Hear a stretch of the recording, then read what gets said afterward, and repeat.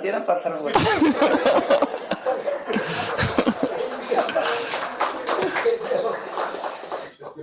जब हमारे मन में ही उतनी निर्मलता है तो ही हमें दूसरों के गुण दिखाई दे सकते हैं।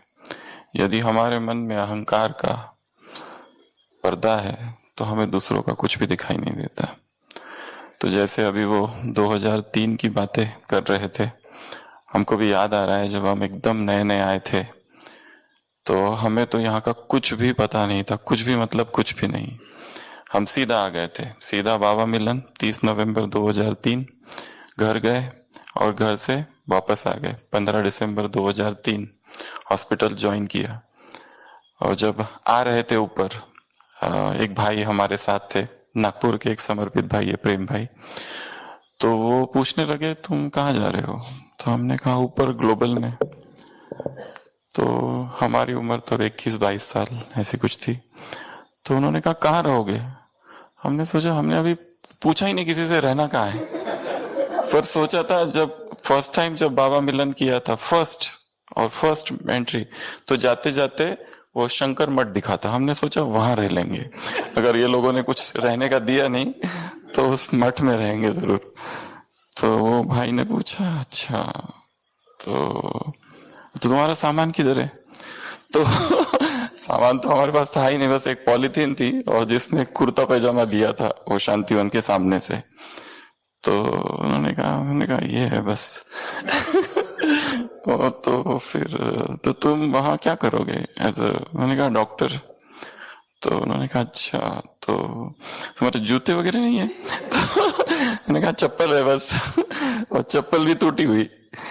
तो फिर यहाँ हम आए थे ग्लोबल में, तो डॉक्टर प्रताप से मिले ज्वाइनिंग के लिए। तो उन्होंने कहा कि तुम ये नहीं चलेगा, ये कुर्ता पैजामा नहीं चलेगा, इधर तुमको शर्ट पैंट पहनना पड़ेगा।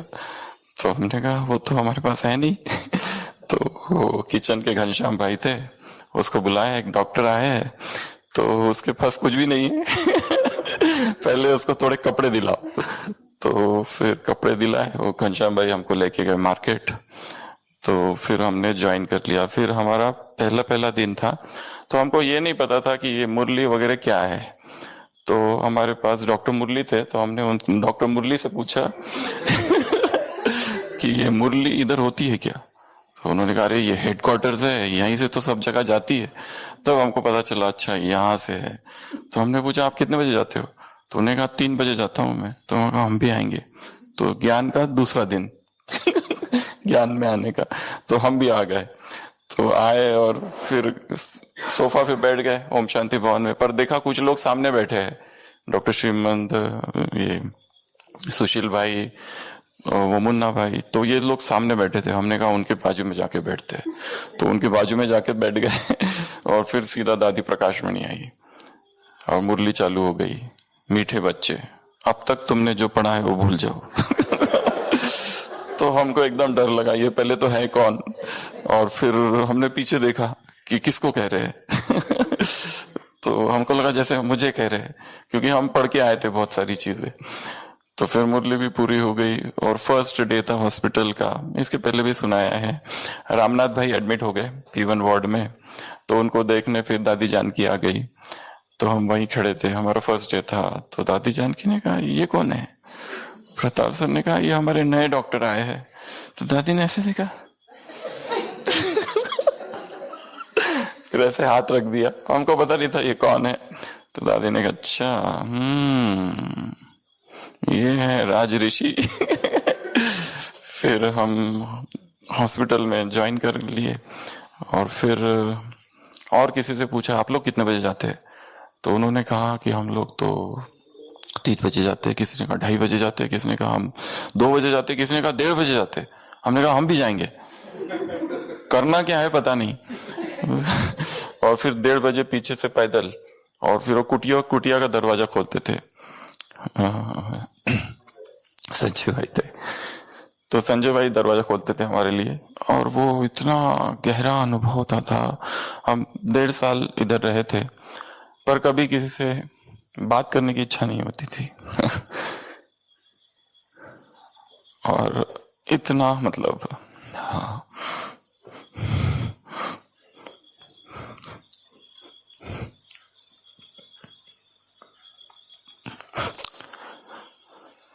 बहुत नशा रहता था, बहुत ज्यादा नशा।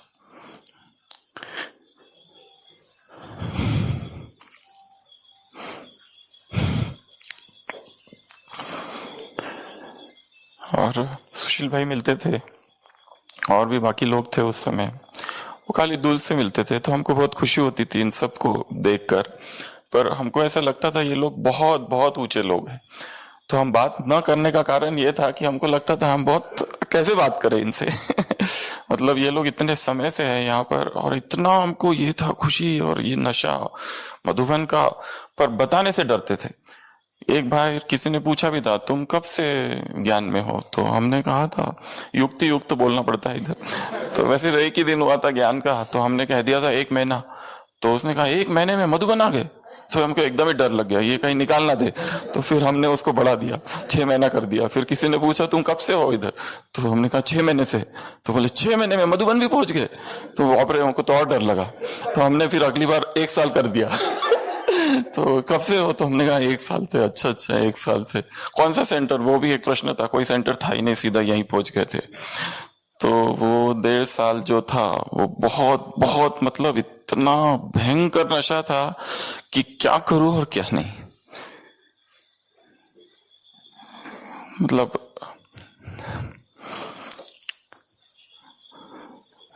नींद ही नहीं थी, 1 बजे उठ जाते थे और फिर इंतजार करते थे कि 1:30 बजे ये लोग साथ में जाए और वो बाबा की कुटिया से ऐसी लाइट आती थी जबरदस्त कि क्या बताए किसको और कैसे बताए, और कैसे बताओ किसको कि मैं अभी अभी आया हूं, कि लोगों को लगता था हम बहुत पुराने हैं। पर ये सारा ज्ञान हमारे लिए नया था, और जब हम आए थे तो इतनी में उनको ये थी इच्छा की है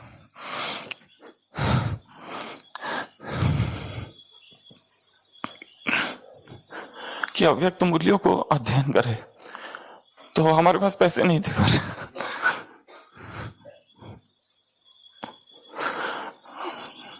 तो हम लाइब्रेरी जाते थे। तो लाइब्रेरी में हमने फिर वो चीनू भाई थे उनसे दोस्ती कर ली, पर हमको ऐसी बुक चाहिए थी जो हमारी हो, क्योंकि उसमें अंडरलाइन किए तो अगली बार लोगों ने डरा दिया तुमने लाइब्रेरी की किताब में अंडरलाइन क्यों की तो फिर हमको लगा फिर हम वेट करने लगे कि कब सैलरी आएगी। तो हमको फिर फर्स्ट सैलरी मिली 6,000 5,000 ऐसे कुछ थी उस समय। तो वो जो पैसे मिले हम सीधा लिटरेचर डिपार्टमेंट में गए, और 1969 से 2003 तक की जो अव्यक्त वाणियां थी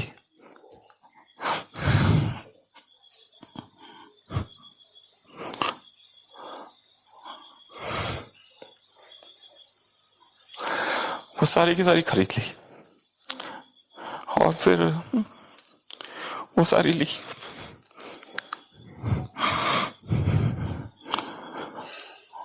और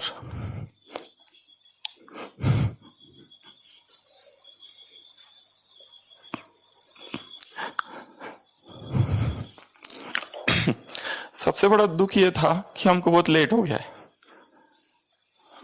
क्योंकि ये सब लोग बहुत आगे चले गए, और हमारी मतलब जो परिचय मिला या भगवान मिले बहुत लेट मिले। तो हमको याद है हम बाहर ट्रांसपोर्ट में खड़े थे, वो पूरी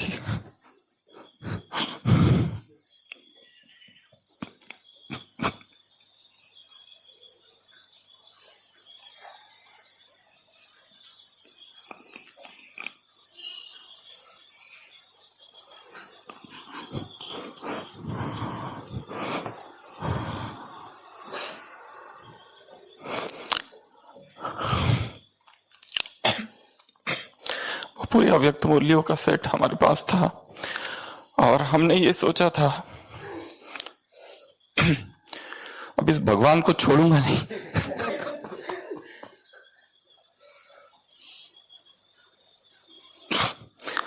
और फिर वो बस आई, बस में बैठ के कमरे में गए, और कमरे में गए वो सारी अव्यक्त मूर्तियाँ खोली और रखी।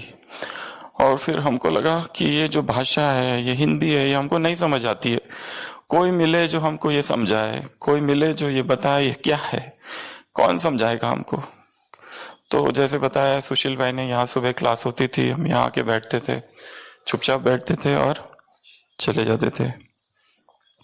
बात करने की इच्छा नहीं होती थी हमसे, क्योंकि ऐसा लगता था कि हम क्या बात करें, क्योंकि हमको तो कुछ भी नहीं आता है। परंतु वैराग ऐसा ज्यादा था कि यहाँ का हमको कुछ भी नहीं चाहिए, कुछ भी मतलब कुछ भी नहीं चाहिए। विरक्त थी चेतना। हमको हंसने की भी इच्छा नहीं होती थी, किसी को देखने की इच्छा नहीं होती थी। तो हम लगभग 1.5 साल यहाँ थे, और फिर यहाँ से गए। वो जाना भी बहुत मुश्किल था, और लगभग 5 साल 4 साल कुछ महीने 6 महीने जैसे कल बताया बाहर थे। और वो जो बाहर का समय था बहुत मुश्किल वाला समय था। और जब जब यहाँ आते थे, सुशील भाई से मिलते थे, बाकी लोगों से मिलते थे, बहुत खुशी होती थी, बहुत बहुत खुशी होती थी। और ट्रेन में जब बैठ के आते थे तो इतनी खुशी होती थी कि मधुबन आ रहा है।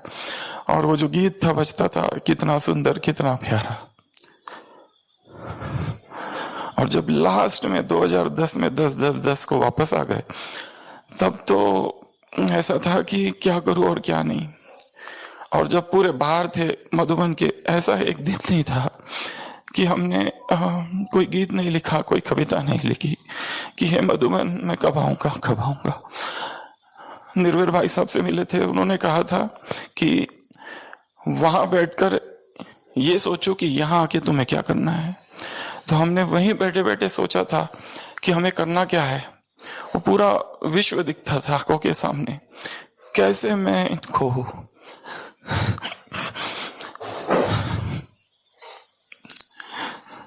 वो दूध जो मैंने पाया है। फिर यहाँ आए 2010, 2015, 2011, 2012, 2013 चुप ही रहे। छोटे लाल भाई जी थे, वो कहते थे क्लास कराओ। तो हमको इतना डर लगता था ये क्लास वगैरह से, बहुत ज्यादा डर। हमने उनको कई महीने तक टालते रहे, फिर भी वो कहते थे आज करा लो। हम उनसे कहते थे पेट में दर्द है थोड़ा कि आज नहीं करा सकते, वैसे वैसे वैसे। और फिर छोटे लाल भाई एक बार चले गए थे कहीं, तो उनकी जगह फिर लोकम बाबा राम भाई थे। तो बाबा राम भाई ने पकड़ लिया एक दिन। तो एक डॉक्टर बहन आई थी ओपीडी में, तो उन्होंने उस बाबा राम भाई जी को कहा कि इनको बोलो एक बार। तो बाबा राम भाई जी मिल गए, तो उन्होंने कहा आज संडे है तो आप कुछ कराओ। तो हमने कहा नहीं नहीं आज हम थोड़ा सा बिजी है। तो उन्होंने कहा नहीं नहीं कराओ, बहुत हो गया। तो हमने कहा ठीक है देखते हैं। तो फिर वो फंस गए एकदम। और फिर वो फर्स्ट संडे था, आई थिंक तारीख 13 अप्रैल 2013।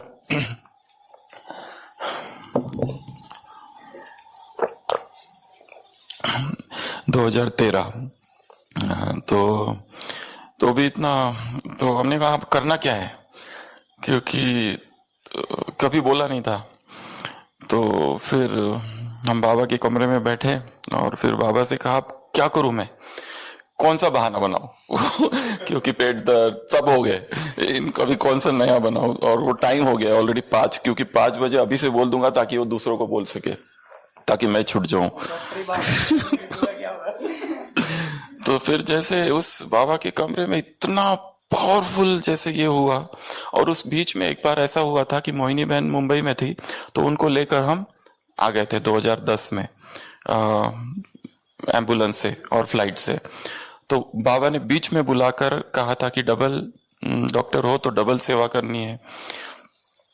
तो वो भी ऐसा लगा कि जैसे, और भी बाबा ने कुछ, एक बार दादी जानकी से मिले थे 2011 में, माइक हट गया था और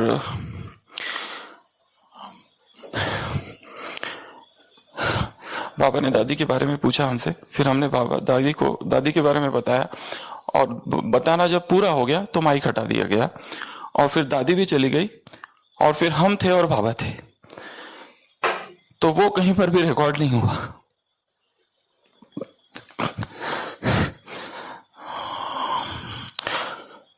और ये बात शायद हमने आज तक कभी बताई नहीं, ये कहीं पर भी नहीं है।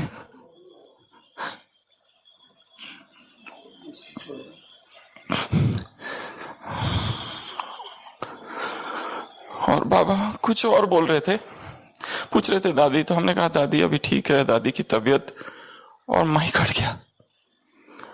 दादी भी बैठ गई, वो भाई भी चला गया, और बाबा ऐसे इधर उधर देख रहे थे।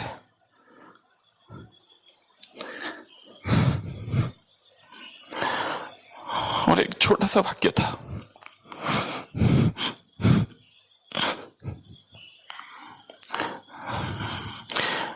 बाबा ने नीचे देखा और फिर ऊपर देखा,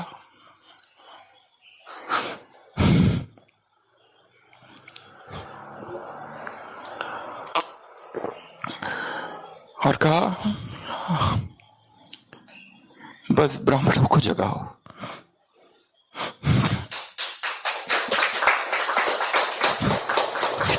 इतना ही था, बस ब्राह्मणों को जगाओ।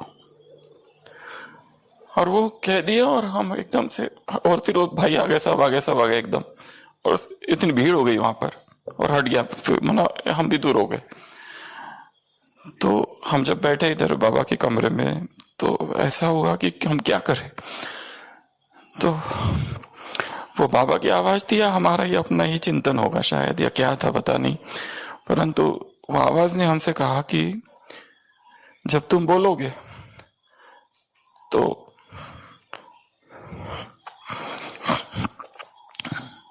मेरी आवाज तुम्हारी आवाज के साथ जुड़ जाएगी, इसलिए घबराओ मत।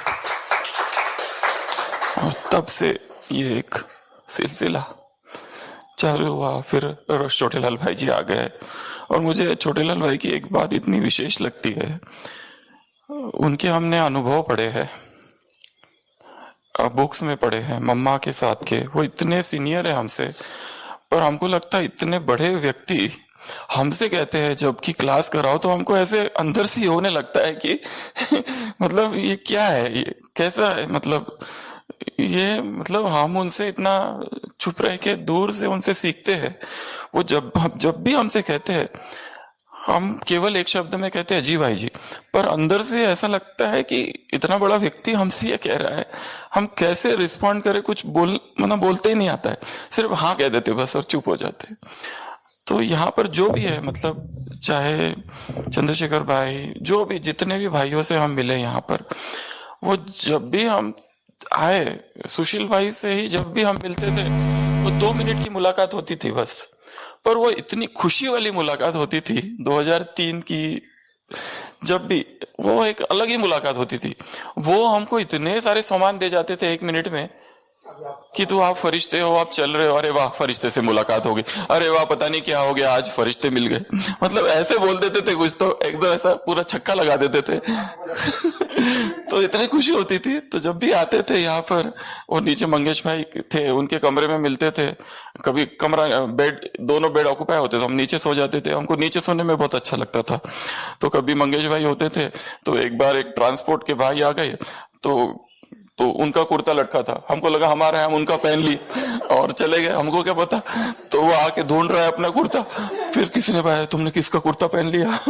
तो हमको लगा अरे बाप रे ये क्या कर दिया। फिर शॉल थी हमारे पास, तो एक ही शॉल चला रहे थे 2-3 महीनों, कितने एक साल से, क्योंकि हम थोड़ा उस हालत में थे क्या कहेंगे उसको, संपन्न, ये ऐसे कपड़े और ये सब चीजें हमारे पास नहीं रहती थी। तो वो हमारी शॉल थी, तो हमने धोई नहीं थी कितने महीनों से, वैसी थी वो। तो वो भाई आया ऐसे करने लगा बोले सीधा हम नीचे गिर गए परम धाम से तुम्हारी शॉल को ये करके। तो हमको बहुत बुरा लगा, अरे ये शॉल खरीदनी चाहिए। फिर हम सोचते थे कोई तो आके सौगात दे दे, कोई शॉल दे देगा कोई, पर कभी नहीं दिया तब। फिर थोड़े से फिर हम वापस गए, और फिर उधर संघर्षमय जीवन रहा पूरा, हर चीज में संघर्ष था, हर चीज में संघर्ष, छोटी छोटी बातों में संघर्ष, वो कपड़े धोना और वो सब कुछ, मतलब लोगों के साथ रहना, तो वो एक बहुत थी, पर एक ही लगन थी, इतनी प्यास थी, ऐसी प्यास थी कि क्या करूं और क्या नहीं। जब यहाँ आऊं तो मुझे कुछ तो यहाँ मैं लेके आऊंगा, मतलब एक जैसे तूफान हूं ऐसा लगता था। और यहाँ से जब गया तो मैं नहीं जा रहा हूं, जब यहाँ से गए थे मधुबन से बाहर जब जा रहे थे, ट्रेन में बैठे थे, तो ऐसा लग रहा था कि मैं यज्ञ हूं, जो मेरी सेवा करेगा वो मेरी सेवा नहीं करेगा, वो यज्ञ की सेवा करेगा। जो मेरे मार्ग में अति विघ्न बनेगा वो मेरे मार्ग का विघ्न नहीं होगा, वो यज्ञ का विघ्न होगा। तो उसी संकल्प से गए कि मैं यज्ञ हूं, और जब आए वापस तो ऐसे आए थे कि मैं तूफान हूं, ऐसे बम हूं, जैसे गिरूंगा, और वो गिरने को बहुत टाइम लगा पर गिरूंगा जरूर पर गिरूंगा जरूर। पर ऐसे विचार, ऐसे संकल्प, ऐसी किसी को भी नहीं छोड़ूंगा। जो प्यार मेरे अंदर है, जब तक इस संसार की एक एक आत्मा में ऐसा